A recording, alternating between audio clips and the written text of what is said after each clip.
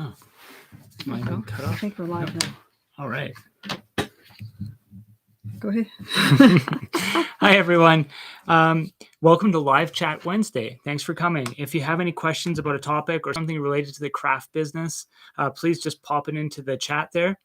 And today we will be sharing tips about how that may help you achieve success in the craft or art business that you're looking to start. If you haven't seen us before, Amy, my wife, and I are full-time artists. And through our channel, we're trying to help other people who are looking to do something similar. Amy and I make metal and leather work, as well as a variety of other items, generally based on her fine art, and illustrations. And today's topic is all about helping you find success and through our tips, hopefully, in whatever it is that you wanted to do. And before I start, though, I'm going to pass it over to Amy. Hi, everybody. I just want to talk about one of our TV projects that was recently released in Western Canada. So it's going to be, it is released yesterday on TELUS, Channel 9 in Alberta and BC. And it's called Crafting a Career in the Arts, The Art of Why. A lot of you may not know that we are really passionate about bringing attention to the arts and to other artists, especially artists who make huge impacts in our community. So this series deals with where these artists who are full-time successful artists get their inspiration from, their advice to those who are just starting their artistic journey, and what has worked for them and what hasn't. We also talked to one artist who has raised over almost $1 million for charity with her paintings. She also employs her husband full-time, as well as one artist who makes his living off of installing his art in public locations. Anyway, if you're in Alberta or BC, make sure you check us out on Channel 9 on TELUS. And when it's available on YouTube, I'll make sure I let everybody know on our community page. We're going to start our filming for season 3 pretty soon, and it's on historically successful artists in our area. So if we learn anything new, we'll be sure to share it with all of you. Okay, I guess we'll lead us on to our first topic. Ready to go? Okay. Yes, and this is a big one. This is actually what I think is the reason why, actually this one and one other one that's coming up. This is our number one, I guess, tip for being a successful artist. And this is where by successful, I mean being able to employ yourself full time, so over 6 figures, being able to have a certain lifestyle that you want, being able to, travel with your work and vent across the country. I'm not talking like necessarily about just barely getting by, like a lot of people think that artists, I guess, do. But this is about, supporting yourself, or maybe even your family, or working with someone else, maybe another spouse or partner, and where they split the bills. But this is about you being able to support yourself. One of our I guess I spoiled it. Go ahead. So as I was saying, it is setting goals. And that really helped us with setting clear goals. Yeah. And defining what success meant to us. Because success is going to be different for everybody. One person's idea of success may be to make $100,000 a year or more, but the other ones maybe someone else is just to pay for their groceries, right? Or their rent. Or to get into a gallery show. Exactly. But everybody's idea of success is different. Yeah. And at different points in your journey, your idea of success will change and evolve. Yep. And that's normal and that's great. It certainly did for us too. So that setting that roadmap out for us, though, really helped us achieve each successive rung, I guess, on the ladder of success there for what we considered to be successful and what we wanted. Yeah. We had that all mapped out in our goals, and we agreed on this is what we want to do. This is how we are going to start. And of course, you have to modify and course correct along the way, but that's what we really felt was something that really helped us. And then, so I'm sorry. I wanted to add in a quote here that I recently read, and the quote was essentially, "You were built to handle the pressure that your calling has put on you," kind of thing. And to me, or to us, that really says, like, if you really feel that what you're doing is what you were meant to do, you'll find a way to do it. Because we really feel passionately about that for what we're doing, and the types of things that we're making, and everything to do with our business. So when times get tough or there's problems or that kind of thing, we always find a way through, because that's really what we want to do. And so we can handle that pressure because we know that we simply, if we can, we must, and we just find the way to do it. So, oh, yes. And one other way in which we use this, I think we were talking about this here earlier, is that we use it as like a barometer too. So it's a barometer for checking in with ourselves to see if, like, maybe we don't feel any pressure and there aren't any problems to solve. And so, okay, we're at a comfortable level, but that tells us that we then need to revisit our goal set and see what was the next step, what was the next thing we wanted to do, and look for those to push those limits again, so that we always keep striving and moving forward with the types of things that we want to present or create, or the places we want to go with this. So this is one of my big secrets. This is what I do. At the beginning of the year, and I know a lot of people don't like New Year's resolutions. I used to not like them. At the beginning of the year, we make our goals. It's something that's really fun for us. I think it's, what did we do it? December 29th to December 30th. We make our goals and we make an event out of it. We have a cheese platter. Get some sparkling water. And we go through everything. Some of the goals are ridiculously large. Like, they're not going to be possible to have happen that year. And we include all the shows that we want to do, new items we want to do, I guess, projects, like our dream projects that we want to do throughout the year. Any gallery things that we might have heard about, even if it's a long shot, just put it on there. Put it on there. Put anything you want. You want to make your masterpiece by the end of the year, put it on there. You want to get your items into a gallery, put that on there and see what happens. Now, 6 or 7 months into the year, we look at the goals and we reevaluate. We go through each one and go, check them off if they happened. If they didn't happen, we go, well, why didn't they happen? And we list out, well, maybe we don't really want that goal anymore, because your goals can change. They can change in 1 week. You can decide, okay, actually, I don't want to make resin jewelry anymore. I'd rather make metal jewelry. Or I don't want to make arranged flowers or knitted items. I want to move into making pottery. That's perfectly okay. And that's why it's good to reevaluate your goals. And you can maybe do this 2 or 3 times a year.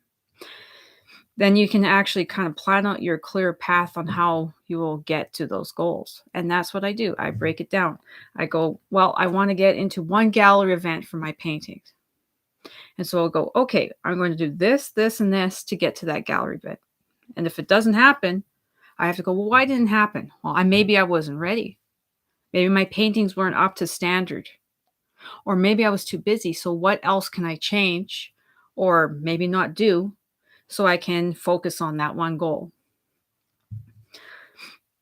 Okay, on to the next tip. So the next tip, this one's kind of keep it simple one, just start something. And that sounds like, that might even sound a little annoying, but it is really true. You just have to start somewhere. And sometimes you don't know where to start, or you're sitting on the fence forever. You could sit there forever. And so sign up for a show. And, don't sign up for a show today for one on Saturday, but sign up for a show that's taking place in 3 months or something like that. That gives you a target. That now you can go back to the original step there and set some goals and go, okay, well, now I need to create a production schedule and all that type of thing that we talked about in previous lives. And from there, whatever it is, it could be sign up for a show, apply to a gallery. If you've been doing this a little while, maybe you challenge yourself, seek out some wholesale opportunities, do some cold calls, and show up at some stores and say, hey, what do you think of this? And I've done hard. That before. He's done that. And stores don't like cold calling. It depends on how you do it. Yeah. But that's a different topic. But the point is, something new for you, whatever it is. If this is step one, then just start something. Sign up for a show. look for a gallery. And if you're not in a position to do either of those, just really get into your craft, take it super serious, and try to improve each one that you make successfully. Just and just one step at a time. Go, yeah, I feel like 90% on that one, and the next one's 92%, and so forth. And just do that. Not forever, but you're now working towards something. And so that's really important. And so I think also, if you're looking for that first step and you're really not sure, you could join some groups in your community of artists or crafters. You could go to local meetups, online meetups, and ask someone. Or ask us next. Yeah, or ask us here. Yeah, for sure. And you could just ask somebody, say, hey, what was your first step? How did you do this? Like when you were before you were at Craft Show 0, you hadn't done anything yet. What made you sign up, and why did you do it? And people will be happy to tell you. There'll be a lot of people, especially people that have been doing it for quite a while, that'll be like thinking that, we'd love to share this information with you. Yeah, exactly. So when I was small, I wanted to be a professional artist, and I also wanted to do video. And that seemed very unrealistic. I used to have a Barbie TV set. And so when I was younger, I would imagine myself having my own TV show. And it's something I never thought that would happen. But I did put it on my goal list. But it was a 5-year goal. See what would happen. Maybe it was just a YouTube channel. Who knows? So it took me 8 years to get to where I am now. And now we're starting our 3rd season, or our 4th season, or 4th, I guess, year for TELUS. And so every tiny little step can lead to something bigger. And even when I visualize doing different arts and crafts, like I do metal, leather, painting, everything was one tiny step. I never rush things. I don't try to learn 2 or 3 things at a time. I did metal first of all, I did painting when I was younger. And then I did metal for 5 or 6 years just by itself. And then I did leather, which I worked with the metal to add metal components and everything else. So then I learned leather for 5 or 6 years. And then I moved on to something else. So I was never rushing it. So it takes a long time, but the effort is worth it. And that way, if you're always kind of advancing, whether it's just by getting a new sketchbook or taking a class or finishing off a kit, you're always learning something new. So then you're always going to be competitive in any market that you're at. And well, when you're doing your first projects, remember to be easy on yourself, because we are always our worst critic. And so we could always say, oh, well, that one didn't turn out at all, or I don't like that one, that kind of thing. May not be true, but just always keep pushing yourself forward with that, whatever it is that you're making, and keep trying to make improvements in your own eyes, at least each time. And remember to get feedback from other people too, and see what they think. People that that you trust their opinion, and that they're going to give you feedback that's usable for you. Yeah, exactly. So this is a big one, and this is one that we fight with. And it's... Go ahead. Okay, well, so you're going to hear in a lot of videos, and you're going to hear from a lot of people in live chats, or if you do go to these community meetups that we mentioned earlier, you'll probably hear this. And people will say to you, well, if you're just getting started, pick a niche and niche down, and that's who you are. You're this person that makes, I don't know, quirky cats that are always stuck upside down in vases, and every painting has some sort of weird cat bottom sticking out of a vase or something ridiculous. Whatever it is, doesn't matter. And you go, okay, that's my niche. We did not do that. No. Yeah, and we struggled with that too, because we really struggled. It made our life very hard, because I like to create things on a whim. So you come to our booth at the beginning of the year, and there won't be the exact same items at the end of the year. Everybody thinks it's a whole new booth. All the time. Exactly. And so that confuses customers. It confuses people or promoters. Are like, is this the same person? Yeah. I made everything very difficult for her, but that's why I'm not recommending you do that. Yeah. A niche, especially when you're starting off, is a very good idea for lots of reasons. One, it'll help you focus on that idea. Let's say it's the cats upside down vases or dolphins playing cards or whatever it is.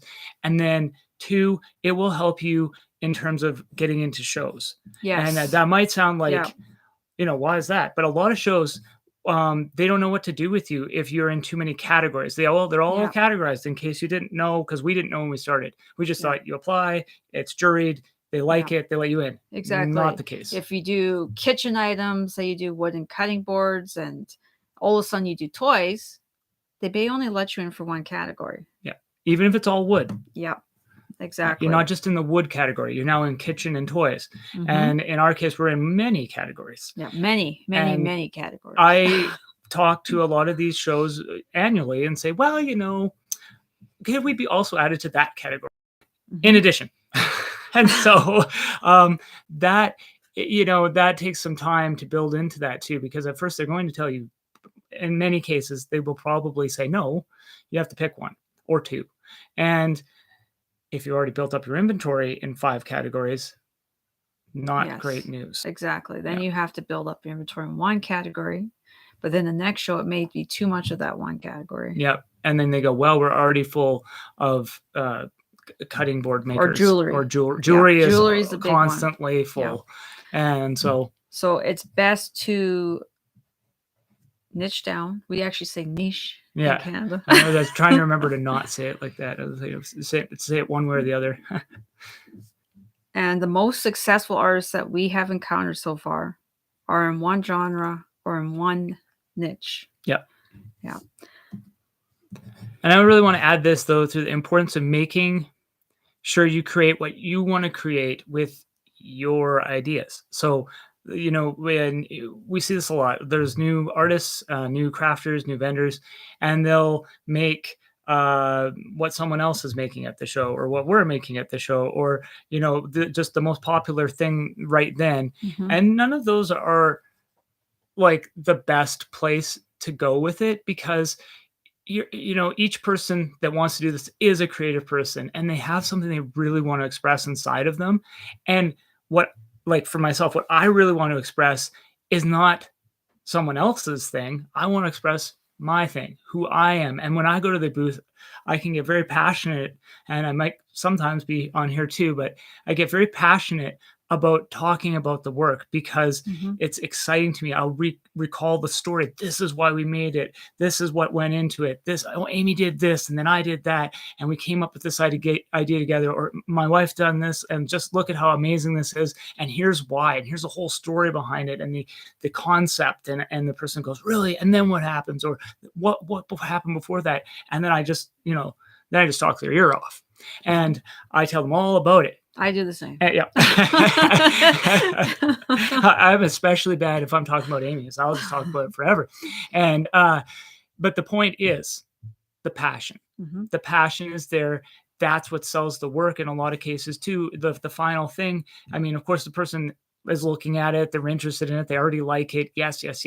But as an artist, as a fine crafter, one of the things that really makes people not just a one-time customer is your passion, and they're buying into you as a person, as an artist. They're like, wow, you're a very interesting person to them. Exactly. And you're telling them all these personal stories about it. So if you have a lot of great stories, maybe about chickens that you keep in your backyard, and that's all you want to do is chickens on everything, then do it. Yep. Here's my chicken sitting on the roof. Here's my chicken sitting in my car. Look at the little devil he got under the hood. He's poking his head out the wheel well, whatever it is. People would love that. If this is happening in your life, and it can be just cute like that, or it could be something more serious. Yeah, but that's actually one of the biggest secret to our success, is sharing our stories, which are actually our passions. Yeah. And that is something that will help you so much if you are passionate about your ideas. And don't think they're silly. Don't think they're not worthy. Anything, because it came from your own brain, is going to be original. Yep. And it's worth sharing. And it's going to give if you really want to do this, and your dream is to do it full time, that's going to give that longevity and sustainability to what you're doing, because you're now this whole a character, a person to these people that's just like, I got to go and see Joe at the farmer's market or Joe at the big craft sale. And because he has the best leather belts. Yeah. They are the most comfortable. He's researched how to make the most comfortable belts. They are the most unique shades of green or brown. They have the most beautiful carvings, or And I don't know, he knows maybe everything exactly, about it. or that about wallets, And wallets and rings. Yeah, maybe he sources his leather directly, flies down to somewhere and picks up the leather himself, that kind of thing. So the next one is to offer exceptional customer service, and I cannot state this enough. People are choosing to stop at your booth or message you or phone you, and they're taking the time. So you should try to make sure you do the best possible, I guess, give them the same quality of attention to everybody. It doesn't matter if they buy or not, right? You want to give the best experience, whether they're phoning, emailing, or stopping at the booth. It's actually one of my favorite things to be at the booth and to hear all the stories and some of the people we've known for 16, 17 years. Yep. And they still stop by our booth. You know, they don't. But that doesn't matter. It's nice to catch up with them. It's nice to, see how their family has grown. Yeah. Meet their kids, your grandkids, whatever the case might be. Mm-hmm. Yeah. And so when you're just starting out, whether you're just starting out or if you've been doing this for 10 years or more, you're wanting to create these long-term relationships with people. And like that's every person that stops could be a potential long-term relationship that could be coming back. Like Amy was saying, like you might see them if you're doing, say, a farmer's market or something, and that's your thing. You may see these people every week during the summer and say, hey, how's it going? How's your grandkids? Whatever. And it doesn't have to be like a big, long conversation, but you're putting positivity out there. You're making a positive impact on them. They'll send people to you. They'll come when they need a gift or they want something. It'll happen. Just treat everybody really well. That's I think is a key even thing. Just them visiting your booth could inspire them to make some kind of positive change. It's more than just selling art. That's what I firmly believe. Customer service is more than just selling. I totally agree with that. And lastly, you need to persevere. And perseverance is like extremely important because being an artist, it's not easy. It's not easy at all. There are so many times that we almost gave up. It's like, I think the first 5 years, it was every other week. We're like, I can't do this. It's too hard. There's rejection after rejection. There's endless setbacks and negative feedback. And of course, imposter syndrome. But you kind of have to let all of that go because often it's other people's opinions of you. And as the quote or the old saying going, that's not actually any of your business. The only opinion that counts is the one you have of yourself. Yep. And that's very true. And the more you think about that or a quote that you might resonate with you that's similar to that, you'll realize, especially if you think about it over the span of years, how true that really is in every aspect of your life. But certainly, if you want to be a full-time artist, you should have that one posted somewhere where you see it all the time. Skin. Yeah. But after a certain point, it just doesn't matter anymore. Yeah. Like we used to get people coming all the time to the booth just to say something negative. Give their opinion. But after a while, it doesn't actually matter. It never changed anything. Never did anything. No, it didn't make any difference actually in the end. The only difference... It didn't stop me from making what I wanted to make. Yeah, the only difference would have been if it had stopped or it caused some sort of change in that way that wasn't based on any real reality. It was just someone's opinion. But, we kept in mind that didn't matter. And it wasn't the reason for doing it. Exactly. So it's all about like just basically staying focused, adapting to challenges or changes, and never losing sight of your dreams. So never firmly set anything in stone. You may have to skip your best show or your favorite show due to illness. You may not have all your pieces ready that you plan to for next weekend, or whatever the case is. It could be the biggest show of the year and you weren't quite ready. Go anyways. Do it anyways. Doesn't matter, because you know what? There's always a positive. You know what? Now you've got a whole bunch of inventory for the next shows. Yes. Actually, that's one thing we didn't put on here. Yeah. Try to find something positive about everything negative. Yeah. That happens. because that's what has gotten us through almost everything. Yep. We don't get, like, last week, or what was it, last month, I double booked a show. Oops. The positive is that I had to decide and really go through what show I thought was better. And so then I was able to research the shows a little bit better. And I think the positive outcome was we picked the right show that was best for us at this time. Yeah. 2 good shows, but Yeah. like the one that we chose was probably better for us at this particular time Yeah. than the other. And, you know, Yeah. there's always something good that comes out of it. Yeah, there is always something good. Be more of a SpongeBob than a Squidward kind of thing. Actually, Yeah. last week we were at the Edmonton Comic Expo, and our power bar was fried. Yeah. Apparently, one of the electricians or somebody plugged in our power and fried the bar when we were not there. But there was a positive. We got a whole new cord. Yeah. It was a positively charged experience. Yeah, yes. Exactly. Yeah, but and we got a real electrician to look over the rest of our setup and confirm, like, this isn't on fire at the next show. So that was actually really good because I'm not an electrician. Exactly. So that's not my thing.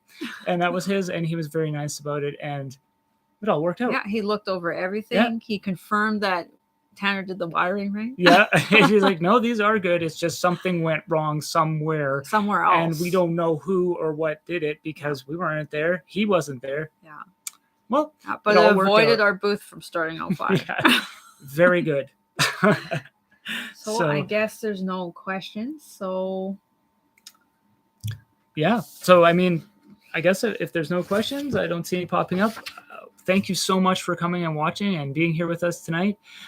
We'll be back again next week on Wednesday at 6:30 Mountain Daytime. Yeah, if you have any topics that you want to discuss or questions, feel free to ask.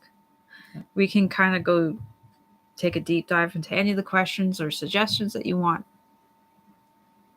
Yep. We're here to help. Yeah, for sure. That's the whole point of doing this, is like really just to help others and impart some of the wisdom that we've gained through, having our booth almost light on fire and those types of experiences. Or being blown over by a tornado. Or that. Or a flash flood. Or that.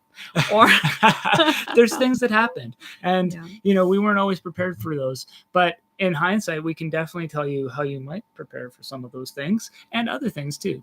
Exactly. And so hopefully you found this helpful. And if you did, we hope that you'll consider liking this video and subscribing to our channel so you won't miss our upcoming lives. And Amy's working on some great new video content. And I think there's going to be some new tutorials and that kind of thing in the future as well. Lots of new tutorials. Yes. All right. Anyways, bye-bye. Bye.